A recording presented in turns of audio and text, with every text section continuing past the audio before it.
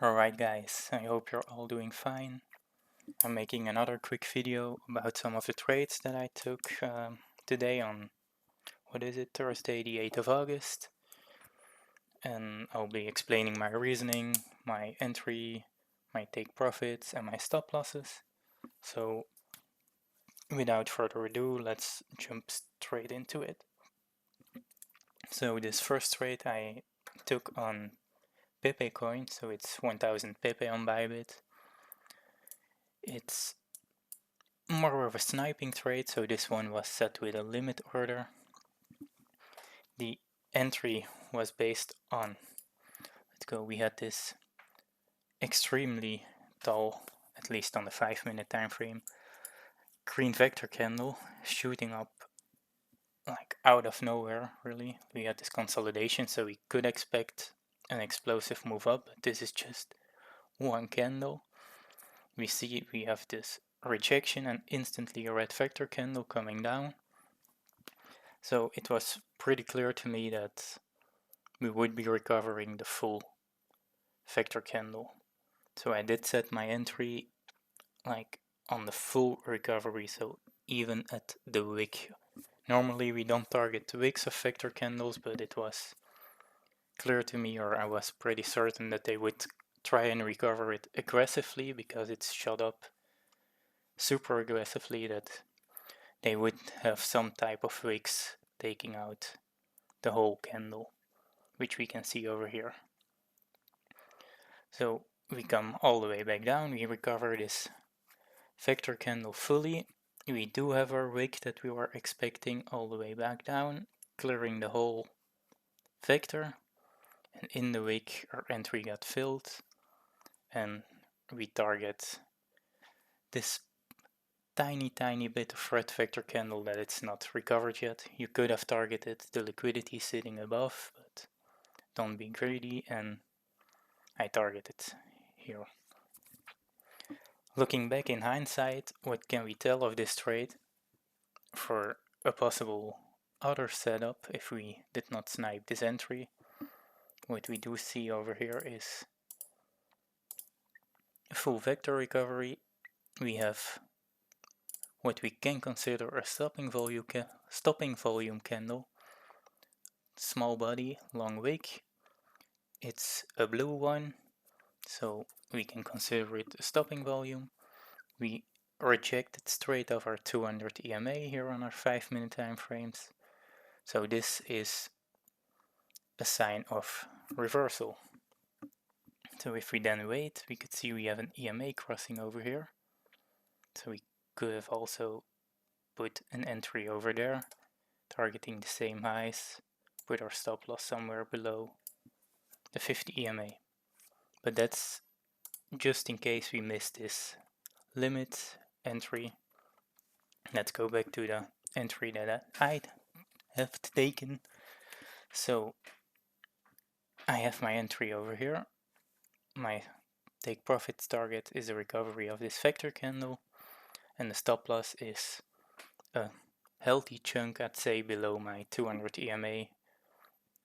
As I was watching price going down, I saw my 200 EMA coming up, so I did put it a healthy chunk below my 200 EMA at the same level as this tiny reverse over here.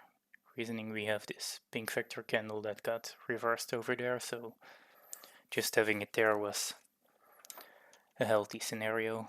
Could have put it somewhere here, slightly below our 200 EMA, but this is way too tight for me. So I like to have some type of margin to play with in case we do not get the instant rejection of our 200 EMA. On the bigger time frames, this trade was purely taken on the 5-minute time frames, but on the bigger time frames, it's just vector candle after vector candle after vector candle, so it's showing that there's a lot of manipulation going on.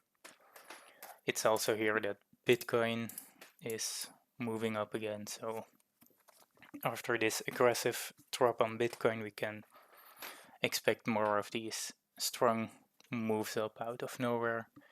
have a full recovery and then move up more in a normal way, so more in a wavy structure instead of just a straight up candle.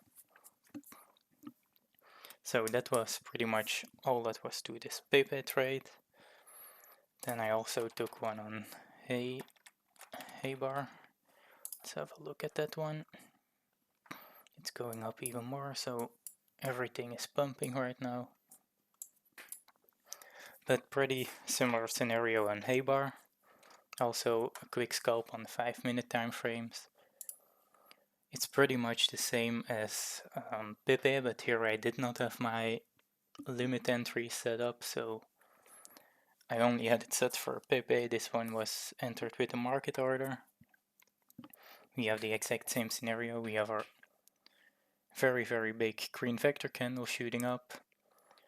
We have the rejection with the red vector candle. We have the full recovery with the wick. Just there's no 200 TMA here, but we do have, if we can consider this as well as a stopping volume. It's a green vector, but okay, it doesn't matter. Stopping volume, vector recovered. Here some liquidity is taken over here. We do have this instant rejection up. So for me, the entry was based on the crossing of our 200 EMA again. We closed above. So we had our stopping volume. We closed above our EMAs again. So I entered, targeting again the vector recovery and the wicks over here. It should have been a tiny bit lower, but I probably was looking on my phone for this, so it doesn't matter.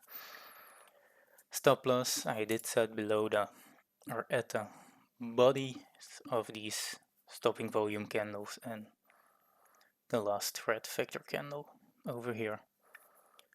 Reasoning I didn't go below this wick is it would drastically lower my risk to reward, and if they were to come back closing below or into this body, you could have been pretty much certain that they would also take out the wick, so either way it would have been a loss, so I'd rather have it at the body close so I have a slightly better risk to reward, and from there we go. You could see they pretty much didn't look back anymore. They just jumped up all the way. They did clear out, fully recover this vector candle, taking the liquidity. From there had some tiny consolidation, but shot up even more. So with these two trades in this video, I think I will round it up over here.